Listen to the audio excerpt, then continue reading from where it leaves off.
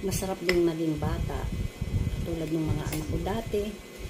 Pag wala kaming ulam, ang inuulam nila ay gatas. Powder yan, powder. Tsaka sukal. Minsan, kailangan maranasan din natin yung mga kinakain o naranasan na ating mga anak. Tikman natin ang anin na labay, gatas at asukal.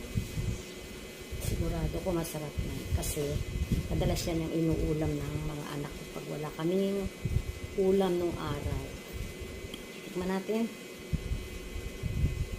Kasi wala kaming ulam ngayon eh. Ganun lang yun. Try natin ha.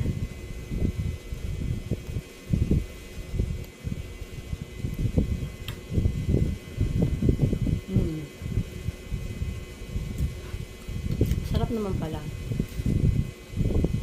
Try nyo yan pagka wala kayong ulam. Pang emergency ulam. Labay gatas na powder sa asukal. Sold na ang tanghalian o hapunan ng mga anak niyo. O kahit kayo, ako nga, oh.